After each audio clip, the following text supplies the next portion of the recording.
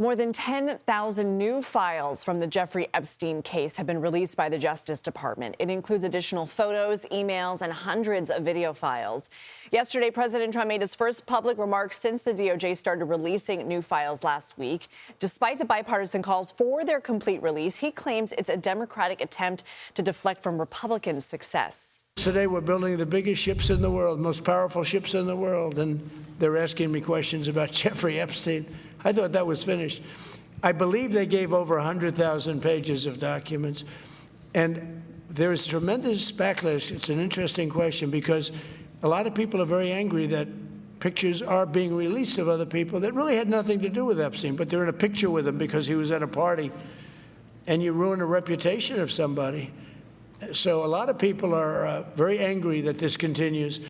CBS News Justice correspondent Scott MacFarlane has been pouring through the documents and joins us now from our Washington bureau. I mean, Scott, clearly the president doesn't want to talk about this, but it's almost like the slow drip from the DOJ with these redactions is going to draw out how much we do talk about it. Break down what's in this latest release. I think you crystallized it perfectly there, Lindsay. This is becoming as much a story and an issue of process as it is about the records. This piecemeal patchwork way of releasing the records is infusing the criticism of the administration and how it's handling matters, that it's not giving all the records at once as it was required to do under the federal law.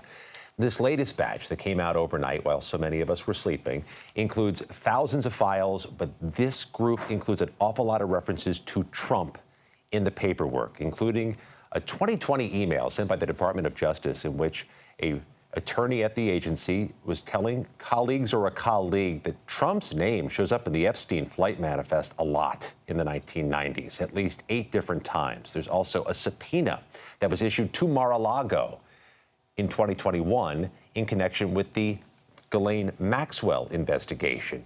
Other references to Trump and to Mar-a-Lago in some of the new records. None indicates or alleges any wrongdoing.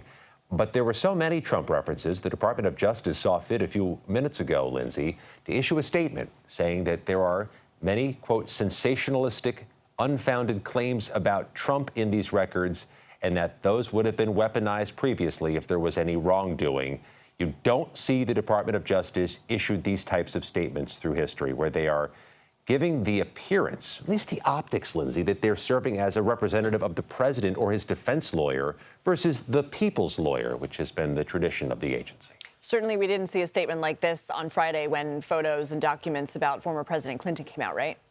That's right. Bill Clinton's spokesperson issued a statement over the past 24 hours saying he's got nothing to hide. There's no wrongdoing. Release it all the way you're supposed to under the federal law at the Trump Department of Justice.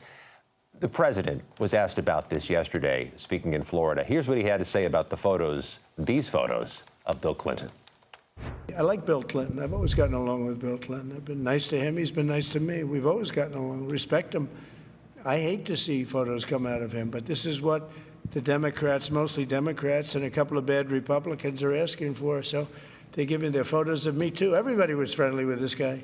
Either friendly or not friendly, but they, he was around. He was all over Palm Beach and other places. Lindsay, there's going to be more releases in the coming days or weeks, likely hundreds of thousands more, according to the Department of Justice. It's just extending and prolonging the process story here.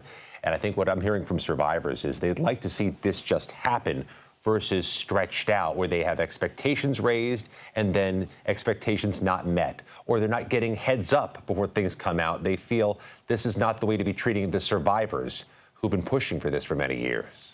Some people are accusing the DOJ of being very picky and choosy with what it released on Friday in that first batch. That could be why the president was trying to maybe distance himself, saying he didn't want to see any of these documents related to Clinton. What is the larger, greater picture reaction in Washington?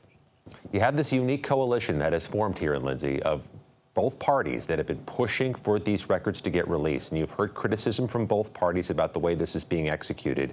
Ro Khanna, the California Democrat who was the lead sponsor of the legislation in the first place, I asked him yesterday what he intends to do if he thinks his legislation is being defied. We will file in January inherent contempt. What does that mean? Pam Bondi would be fined every day after a 30-day grace period that she doesn't release the documents. Well, we announced that Sunday morning. Right after that, the Justice Department started unredacting some of the documents. They're now saying they're going to release more documents. I really don't want to go after Pam Bondi. My interest is getting the documents out. So if that has spurred them to getting more documents out, I hope that's the case. But what they can be rest assured of is that we are not going to quit until justice is done. We reached out to the White House for comment. Haven't heard back just yet. We expect, though, that there's going to be an awful lot of comment as this day goes on from survivors, from other members of Congress, and other stakeholders in this investigation. Scott, Lindsay, do we know who would fit the bill for that fine? Would it be taxpayers? it'd be a personal fine against members of the administration, but the reality of that happening seems a little bit like fan fiction right now. Okay, we always appreciate the reality check from you, Scott. Thank you.